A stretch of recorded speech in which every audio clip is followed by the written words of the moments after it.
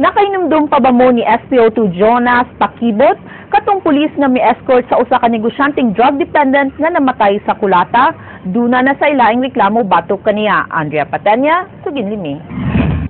Gipahibaw sa hepe sa Regional Investigation and Detection Management Division sa PRO7 nga si Police Senior Superintendent Ray Lindon Lawas nga aduna na say bag-ong reklamante nga gustong mupasaka og kaso batok ni SPO2 Jonas Pakibot.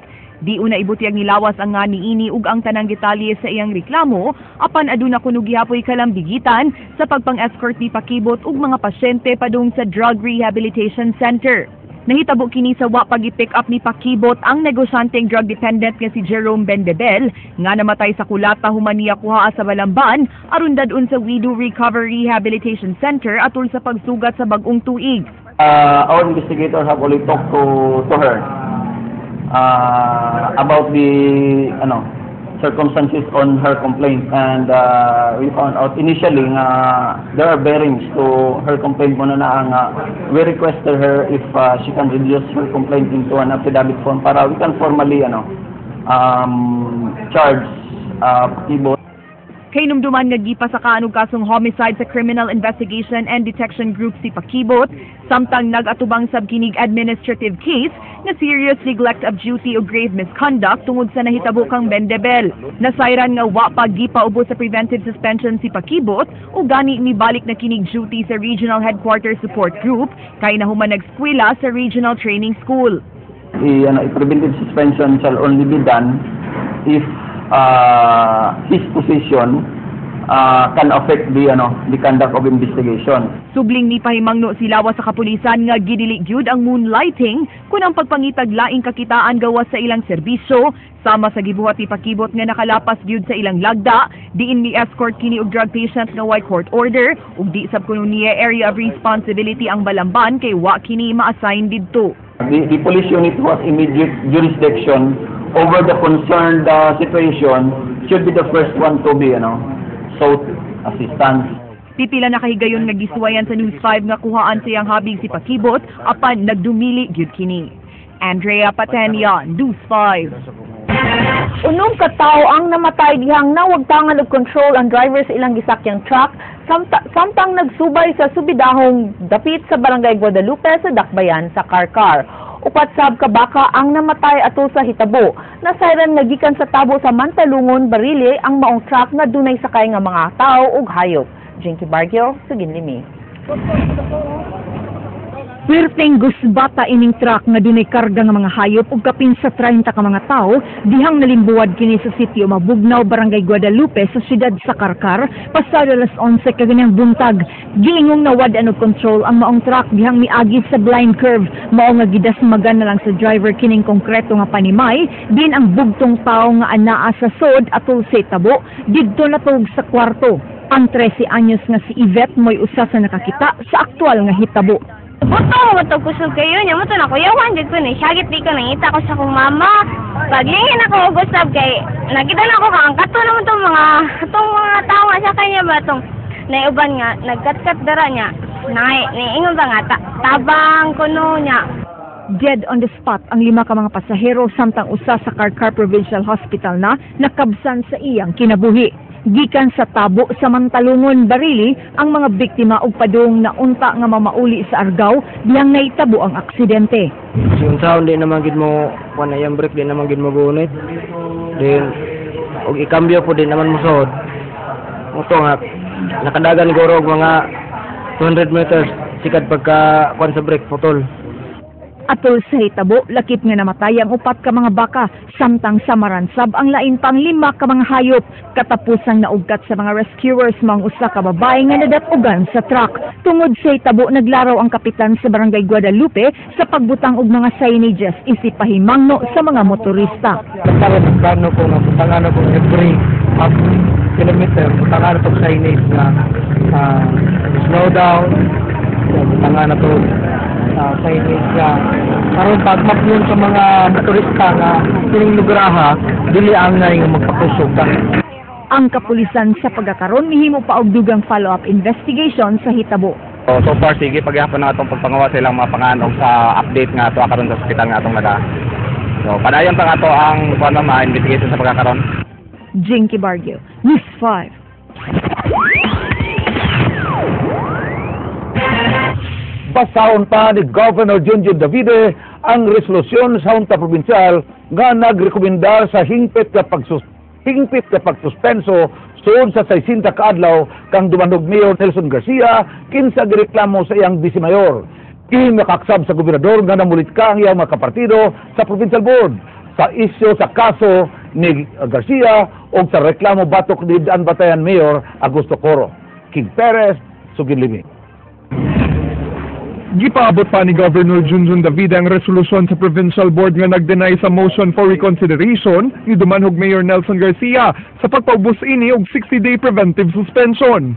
Subay kini sa reklamo nga gisangat sa iyang vice mayor nga si Efren Gungun Hika sa Provincial Board nga namasangil kang Garcia nga wa motugot sa pag-appoint ini ug sangguniang bayan secretary sa miaging tuig. Human mabasura ang hangyo ni Garcia, dunay gahom ang gobernador nga mo-approve sa rekomendasyon sa Provincial Board. Yes, ako pang kuana, akong basahon and I will make, I will decide on it. Gidepensahan sab ni Davide ang mga kauban sa Liberal Party nga mao'y mayorya sa Provincial Board nga gipasangin lang na politika sa mga kaatpa nga sakop sa One Cebu. Gawas nga gipamulitika kuno ang pagsuspenso kang Garcia padayon sab nga gipanalipdan sa mga Provincial Board members na sakop sa Partido Liberal si Daan Bantayan Mayor Augusto Coro human pa sa nginling nga namulitika sa pag-aput-aput og relief goods. Sa may pamulitika, they're just doing the job. The committee is just doing the job, no? Kining complaint was filed. They have to act on it. King Perez, News 5. Cebu City Mayor Michael Rama nangayo og pasaylo sa katawhan sa ilang pagpalit og iPad Air ingon man sa pagsadag padayong road rehabilitation sa mga kadalanan sa Dakbayan. Leslie Caminari Vistil, Sugin Limi. I would like to apologize for that so-called receipt. Katulog ibalik-balik ni Mayor Michael Rama ang pagpangayo og pasaylo ngadto sa mga nasakitan og sawa makadawat sa gikuhang mga iPad Air sa Cebu City Government gikan sa ka-telecom company. Gihimo kini sa mayor aron ipakita sa katawhan og sa tanang nasakitan nga ilang gidawat ang usa ka hagit nga motrabaho sa insakto og dublihon pa ang ilang serbisyo alang sila mga konstituwente. Gipasabot sab niini nga ang iyang pagpangayo og pasaylo wa magpasabot nga sayop ang ilang gibuhat kun dili isip usa ka Kristiyanong nagpaubos.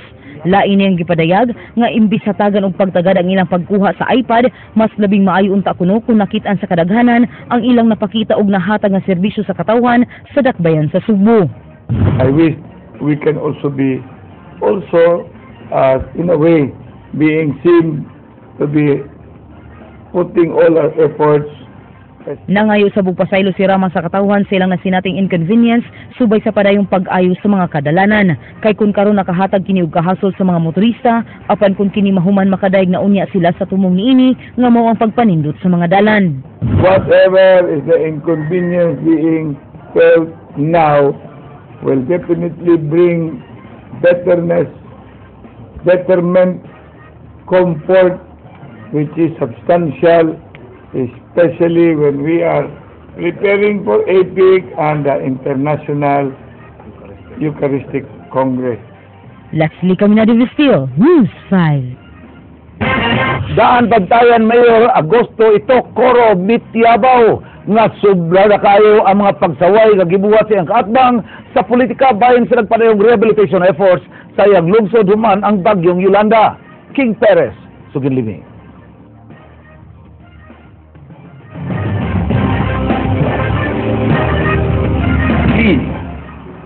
I'm requesting, I'm appealing, please give Daan Bantayan ang kadayanon a break. Kauban ng mga opisyales sa lokal nga kagamhanan sa lungsod sa Daan Bantayan, gisumitir ni Mayor Augusto Coro ang report sa rehabilitation and relief efforts sa ilang lungsod sa buhatan ni Governor Junjun Davide kaganihang buntag. Tinguha sa mayor nga mapamatud ang bakak ang mga pasangil sa napo ka barangay kapitan sa iyang lungsod nga misangat og reklamo sa Ombudsman Visayas. Gipasanginlan si Coro nga iyang gipamulitika ang pagpanghatag sa mga hinabang, labi na kuno sa mga barangay nga gipanguluhan sa giingong kaalyado ni kanhi Mayor Maluluot. Dili jud ako ang maalaot. Ang maalaot ini ay hope mabutang jud nila sa ilang alimpatakan nga ang maalaot ini ang katawan sa lungsod sa ganyan tanso. Ana sa dulan 22,000 ka mga panimay ang naguba tungod sa bagyong Yolanda. O gipasigarbo ni Coro ang mga kalampusan sa pag-ayo sa maong kadaot. Lakip ini ang pagpangapod-apod og kapin 13,000 ka mga shelter kits. Kapin 400 ka mga balay ang gitukod pagbalik, 600 ka mga gipang-ayo nga mga panimay, ug dulan 700 ka mga panimay sa mga resettlement areas subay sa pagpatuman sa no-build zone sa coastal areas. Gipasabot sa mayor nga miagi sa saktong proseso ang pagpanghatag sa mga hinabang. Lakip ini ang pag-prioritize sa mga labing nanginahanglan. I dispense the relief goods and rehabilitation materials with transparency and equality based on a very objective guideline set up by an impartial committee. Dugang sa mayor nga nakadawat og hinabang gikan sa munisipyo ang napo ka mga barangay kapitan. Sama sa barangay Aguho, Maya ug Paho nga mireklamo batok kaniya. Nang hatag sabog 50,000 pesos matag barangay ug gilihok pa ang pagpanghatag og dugang 150,000 pesos nga financial assistance alang sa 20 ka mga barangay.